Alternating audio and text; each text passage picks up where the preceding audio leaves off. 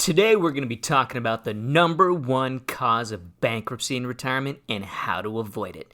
When people do retirement planning, they often only focus on how to create income in retirement or how to manage the investments in their retirement accounts. And don't get me wrong, I believe that planning for retirement income is the number one thing you need to do, but it's not the only thing. You also need to protect your income from unexpected costs that could literally wipe out your entire life savings. So I'm going to tell you how to protect what took you 30, 40 years of sacrifice to earn. And then I also want to discuss the upcoming cut to your Social Security check. We got a lot to get to, so here we go. You've saved, sacrificed, and invested for years. Now you're no longer getting a paycheck from a job. So the big questions for retirement is this: how do you retire with enough income to live the lifestyle you always wanted without the fear of running out of money, going back to work, or becoming a burden on the people you love? That is the question, and this podcast will give you the answers. My name is Patrick McNally, and welcome to Retirement Lifestyles. What's up, everybody? Patrick McNally here from Retirement Lifestyles Advisors. Welcome to the Retirement Lifestyles Podcast.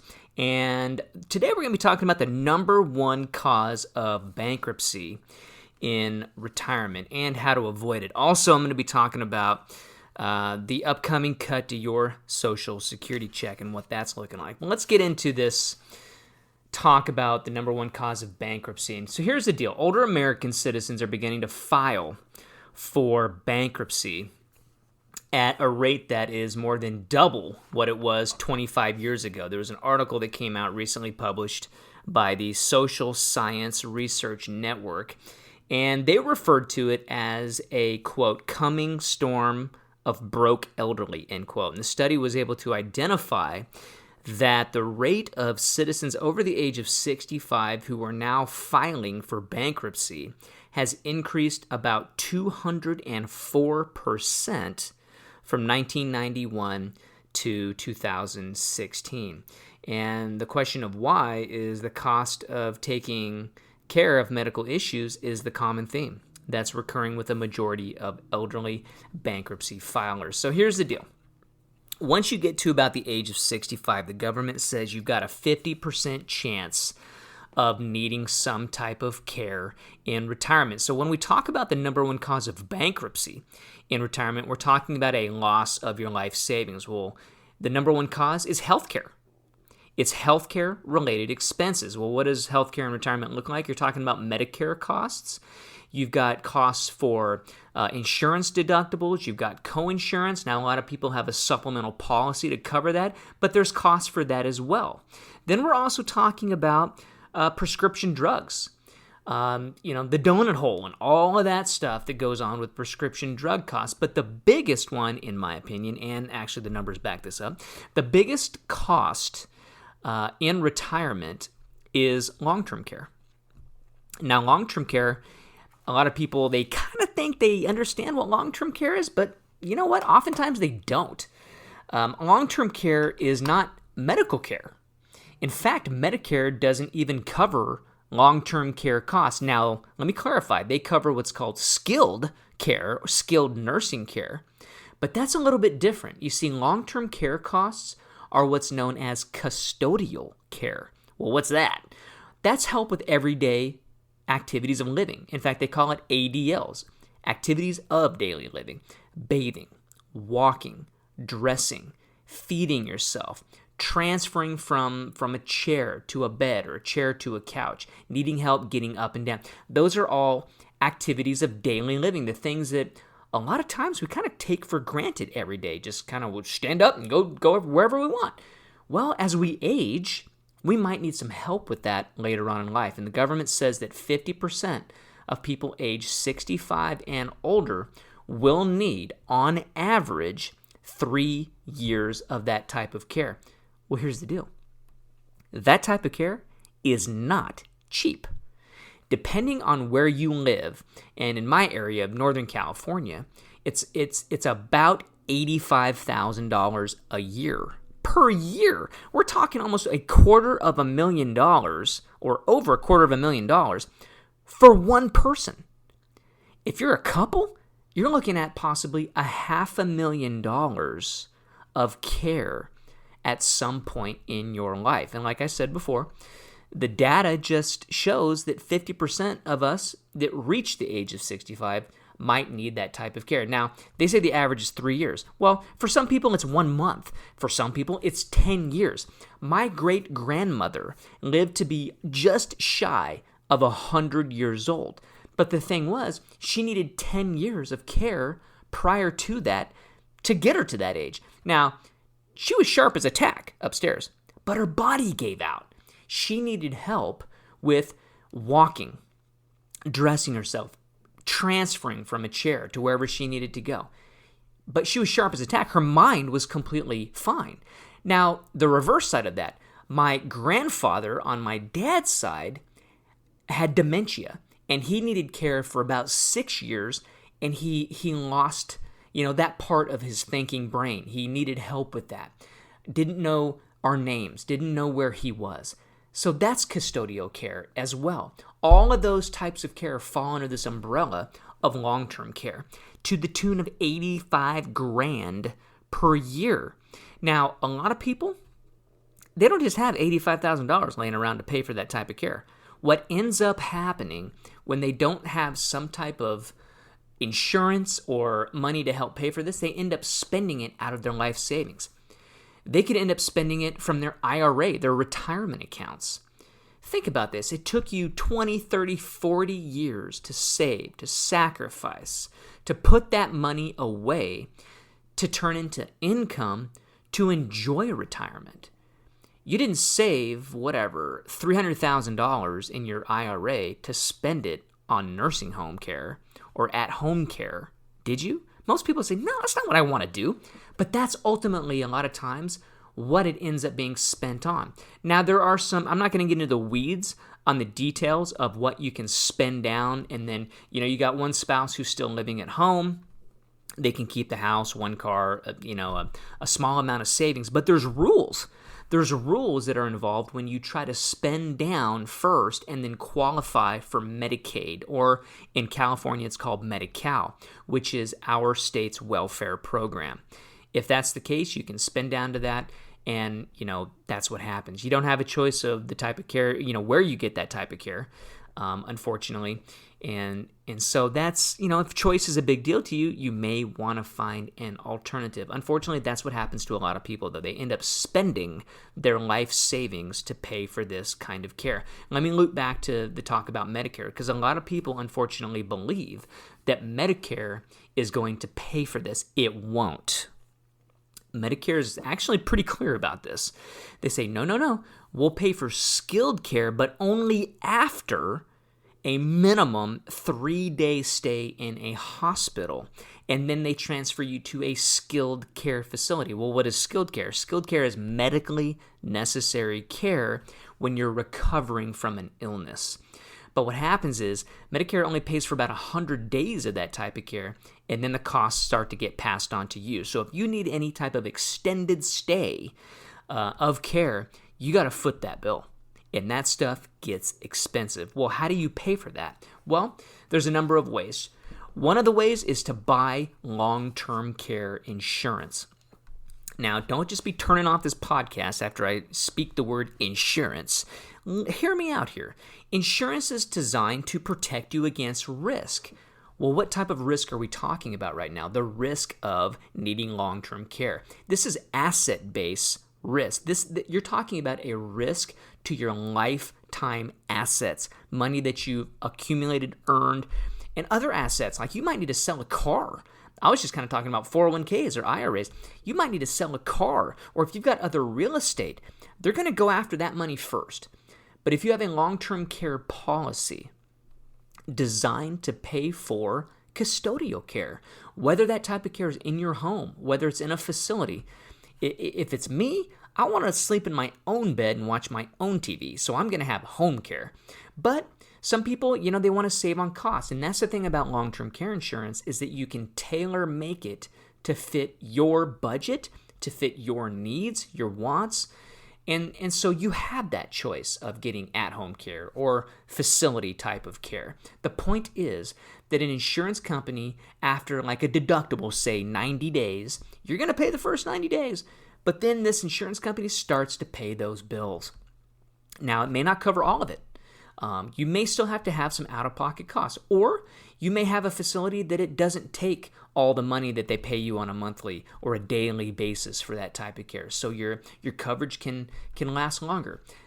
The whole point is this, is that you can get some coverage to pay for it. Now, whether or not you want to, buy the full-blown lifetime plan, you're going to spend a lot of money to get it. Or you can buy that 3-year plan to cover the costs of what the government says is the average. It's totally up to you. But here's the kicker. You got to buy it when you're healthy. This is insurance. It's, they're going to ask you the health questions. They're going to ask about longevity in your family. They're going to ask all kinds of different things in order to qualify for a policy. This isn't the type of coverage that you say, oh, I'm going into a nursing home tomorrow. Maybe I should get some coverage. Nope, too late. Sorry. An insurance company is not going to put $250,000 of their money at risk if they know you're walking into the nursing home the next day. No, this is something that you gotta qualify for. And a lot of people usually start looking at this type of insurance between the ages of 55 and 65. That's what we see. Now, I've got younger clients who have done that. The younger you are, the cheaper the coverage. So you need to consider it as soon as you can, because the old saying goes, we're never as healthy as we are today. So you want to look into it if this is going to be the thing to do. Now, I've got a 2022 checklist called What Issues Should I Consider When Purchasing Long-Term Care Insurance? If you want a copy of this, you can reach out to me at rlaplan.com. That's the website. You can also email me, patrick@rlaplan.com, and just say long-term care checklist, and I'll be glad to email you a copy. There's no charge for this, but it's 2 pages of checklist. I'm just going to hit on the first 2. Number 1 thing to ask yourself if you should consider long-term care insurance. Number 1, are you concerned about outliving your income or your assets? That's the first question. Number 2, do you want to protect a legacy that you want to pass on to your heirs? A lot of people, they've accumulated wealth, they've accumulated these assets. They know they can't take it with them when they pass away one of these days, so they want to leave it behind to their kids. This is a way to protect your assets, to leave that behind. In fact, one planning technique that we often use is the kids will help pay for the long-term care insurance premiums, because they know it's at that point it becomes inheritance protection. You know what I'm saying? So it's something to consider. Number 3, and this will be the third one I just want to get across, do you expect to reach an advanced age at which you are likely to need assistance with everyday tasks? So that asks that question. Do you have longevity in your family? You may want to consider getting a long-term care insurance policy.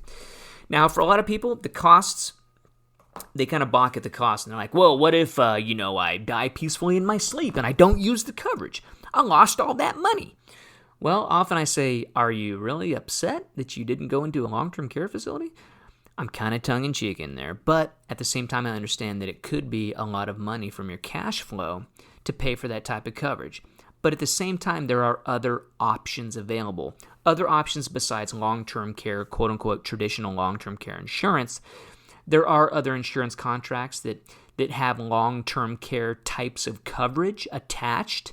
They're called riders, and you can attach these to annuity contracts. You can attach them to life insurance contracts, so that in the chance that you don't need this care and you check out on life in the way we all want to, peacefully in our sleep with no pain, well, that money stays with the family. You didn't pay in a whole bunch of premiums that all of a sudden are just gone.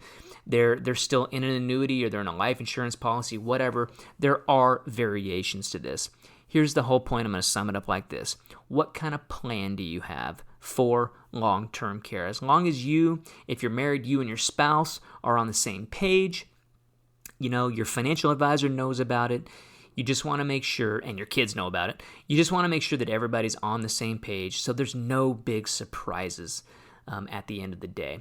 So that's the thing about long-term care. If you got questions, I would highly recommend and invite you To schedule a phone call with me, visit talktopatrick.com. Talktopatrick.com. Find a day and a time on my calendar. The call's free. We'd love to answer any questions about long-term care or about investments that you have. So, and if you want a copy of this checklist, you can send me an email, patrick@rlaplan.com. You can also send a text to my office line, which is 530-377-5180. Now, I want to mention one thing. I'm transitioning away from long-term care, and just want to mention about Social Security and the fact that the government is telling us that they're going to cut your paycheck by 20%. What? A lot of people don't know this, but in the last 2 years, there was a big tizzy, if you will. An article came out in the news. I don't have it right in front of me. I'm just kind of pulling this from memory. It's about 9 months ago. An article came out talking about, Social Security going broke and the fact that they're going to be cutting benefits, and everybody freaked out like they haven't been telling us that Social Security is broke.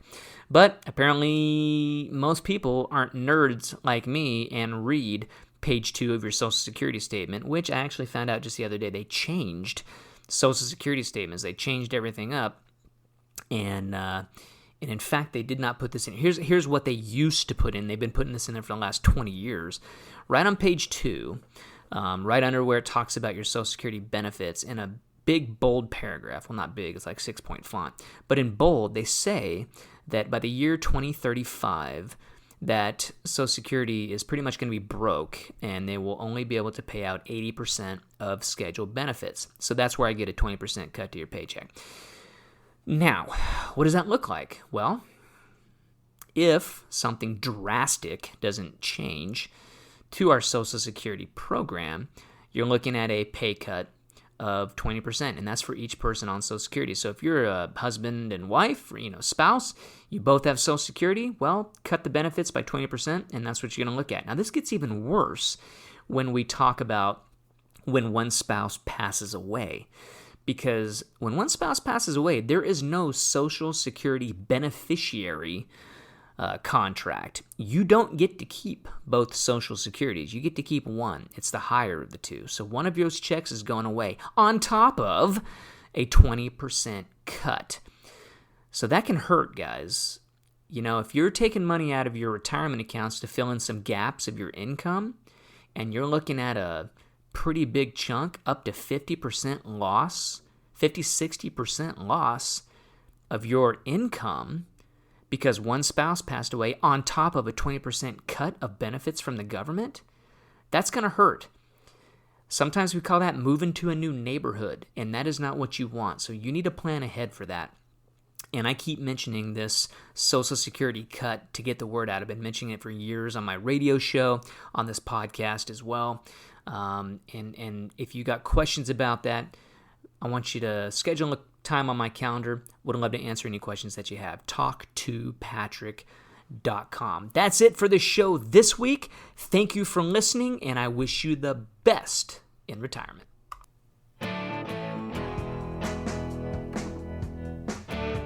If you got something good out of the show, make sure you rate it, give me a thumbs up, and hit subscribe so you never miss out. Also, share it with your friends. Be sure to find me on Facebook, Instagram, and LinkedIn. One more thing before you go. Remember that the information I talk about on this podcast is believed to be factual and up to date, but do not consider it as personalized investment advice and cannot be interpreted as an offer to buy or sell any securities mentioned. You need to visit with a professional advisor, tax, or legal counselor before implementing any of the strategies presented. My firm, Retirement Lifestyles Advisory Group, is registered as an investment advisor, and we only transact business in the states where we're properly registered to do so.